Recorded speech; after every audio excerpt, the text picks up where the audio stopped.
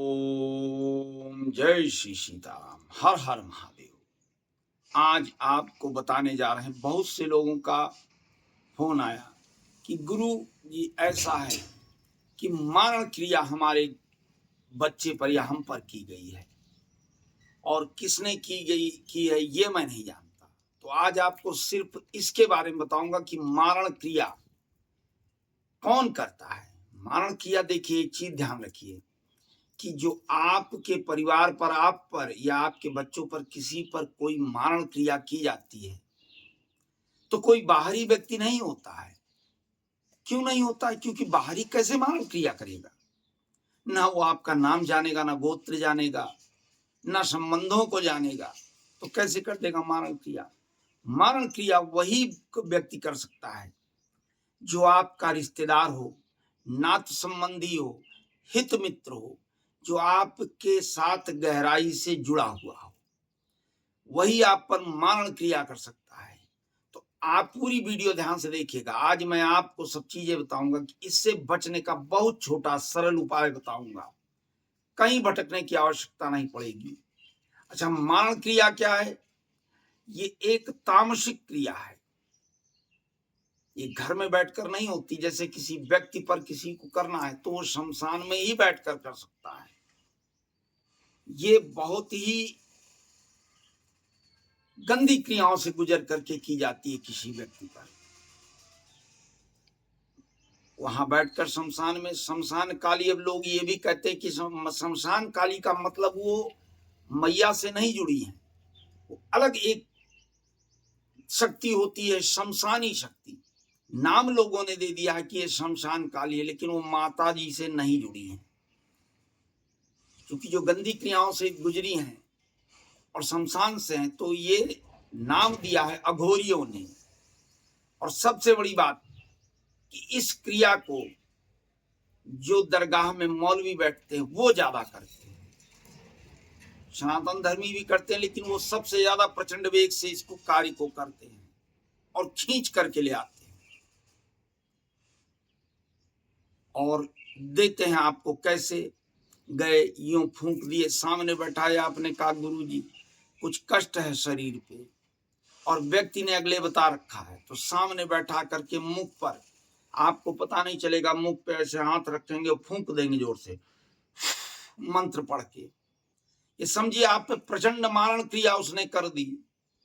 अच्छा, मारण क्रिया की क्या है, एक अवधि होती है। जैसे बंधन किया जाता है कि हमने आपको बुलाया 10 दिन के लिए, 5 दिन के लिए, 3 दिन के लिए, तो मारण क्रिया में भी यही है कि किसी भी व्यक्ति से इतनी घोर शत्रुता करके, उसके बारे में इतना घोर अनिष्ट, ऐसा करना नहीं चाहिए, क्योंकि गलत होता है ये और इसका बड़ा बुरा प्रभाव पड़ता है। लेकिन गंदे व्यक्ति जो होते हैं, मन विचार मस्तिष्क में गंदी भावना लेकर के, तो कहते हैं भाई इसके लिए ऐसा करना, ये मेरा शत्रु है।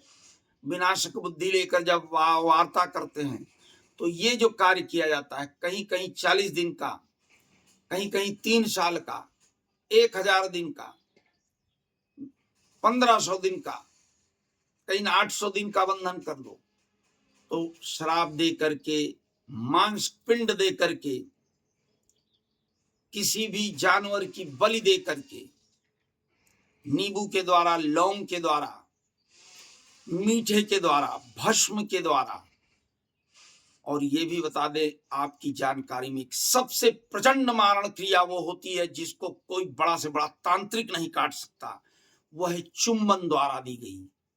वो चाहे स्त्री पुरुष को दे या पुरुष स्त्री को। कारण ये होता है कि चुंबन के द्वारा जब कोई ये कहता है कि इसको ऐसा करना है मारण क्रिया में कि बड़े से बड़ा हिंदुस्तान का, ब्रह्मांड का तांत्रिक ना काट पाए, तो उसको चुंबन क्रिया के द्वारा मारण क्रिया की जाती है। इसमें क्या होता है, 2 व्यक्तियों की लार जो आपके ऊपर करने जा रहा है, उसकी लार आपके शरीर में प्रवेश करके नसों में इस तरीके से दौड़ जाती है जैसे विद्युत करंट। और समझ लीजिए जो चीज नस नस में, ब्लड में व्याप्त हो गई है, उसको किसी के बस का नहीं है कि निकाल दे। सिर्फ एक ही उपाय है जो उस क्रिया को काट सकता है, वो मैं आपको अभी धीरे धीरे आगे बताऊंगा। तो ये सब बड़ी ही खतरनाक क्रियाएं हैं। वैसे आपको एक जानकारी और दे दूं कि आप भविष्य में ये जानकारी बहुत जरूर रखें अपने पास में कि जैसे कोई भस्म लेकर के आया, बोला ये मैं फला तीर्थ में गया था, वहां से भस्म लाया हूं, उज्जैन की या महाकाली की, और भैया टीका नहीं, आप स्वयं उससे कहें कि भैया हम स्वयं टीका लगाएंगे, लें और उस भस्म को थोड़ी सी जमीन पर उसको दिखाने के लिए कि लगा भी रहा हूं, वो भी प्रसन्न रहे, उसके मन की कलुषित भावना तो है लेकिन वो भी प्रसन्न रहे। तो हल्की सी भस्म जमीन पे गिराकर दाहिने पांव से दबा लें और भस्म बाकी मस्तक पे लगा दें। तो जब जमीन पे दाहिने पांव से दबाए रहेंगे तो उसने जो भी मारण क्रिया प्रक्रिया आपके ऊपर की है वो कट जाएगी वहीं पे, और मस्तिष्क पे वो भस्म लगा लें, कोई प्रभाव नहीं पड़ेगा। यही है कि मीठा कोई खिला रहा है तो मीठा खिलाते समय आप कहें नहीं मैं अपने ही हाथ से खा लूंगा, आप लेकर के थोड़ा सा मीठा नीचे गिरा दें और दाहिने पांव से दबा करके बाकी मीठा खा लें, कूदते रहो मारण करने के लिए, कोई प्रभाव नहीं होगा। अब आप कैसे जानेंगे अगला आप पे, भाई ये सब चीजें तो बता रहा हूं जानकारी में है।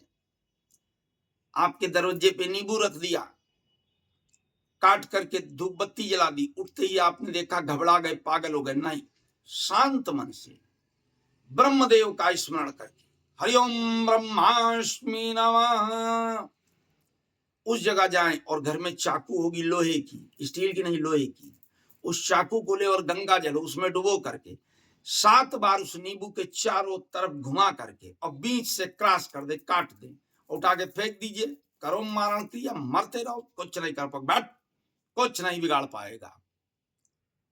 चुंबन द्वारा प्रचंड मारण क्रिया की गई है, तो इसको तो कोई भी तांत्रिक अघोरी नहीं दूर कर सकता है। लेकिन गीता के चौथे श्लोक में, चौथे अध्याय में 24वां श्लोक है, जो ऐसा प्रचंड श्लोक है, कैसी भी मारण क्रिया की गई है, आपको कहीं भी किसी तांत्रिक के पास जाने की जरूरत नहीं पड़ेगी।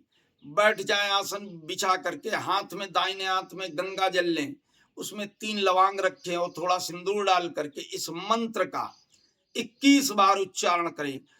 ओम ब्रह्मार्पणं ब्रह्महवि ब्रह्माग्नो ब्रह्मण होतम ब्रह्मैव तेन गंतव्यं ब्रह्म कर्म समाधिना। एक मंत्र पढ़ा, जल को सामने डाल दिया, फिर दोबारा जल लेकर के गंगा जल और उसमें सिंदूर और लवांग 3 रख करके फिर 21 बार इस मंत्र को पढ़ें, और उसके बाद जो जल नीचे गिराया है उसको उठा करके मस्तिष्क में पूरे शरीर में लेपन कर लें। करो, कितना भी प्रचंड मारण क्रिया की गई हो कट जाएगी। आप लोग को आसान तरीका बता रहा हूं घर में करने के लिए, तो ये छोटे छोटे उपाय करें। जो भी मारण क्रिया की गई होगी आपके ऊपर या आपके किसी बच्चे के ऊपर, आपके नात रिश्तेदार के भी ऊपर, तो वो कट जाएगी। ऐसी क्रियाएं हैं। अच्छा, कोई बात आपको न समझ में आ रही होगी तो वीडियो में हमारे नंबर दिए हैं, फोन करके पूछ लीजिएगा। आना चाहें अयोध्या में आकर मिल सकते हैं। अगर ऐसी क्रियाएं की गई हैं तो व्यक्ति की दूर की जाएंगी समस्याएं। और फिर चलने पर एक बार आपको कहूंगा कि अपने लोगों के लिए, आपके जो अपने पारिवारिक सदस्य हैं इस ब्रह्मांड में बैठे, उनके लिए इस वीडियो को ज्यादा से ज्यादा लाइक शेयर सब्सक्राइब करें, जिससे वो भी लाभ लें, प्रसन्न रहें। इसी के साथ मैं रविंद्र ओझा महाराज अयोध्या से आप लोग से विदा लेता हूं। आप लोग खुशहाल रहें, प्रसन्न रहें, प्रभु आप पर अपनी कृपा दृष्टि बरसाते रहें। बोलिए जय श्री सीताराम।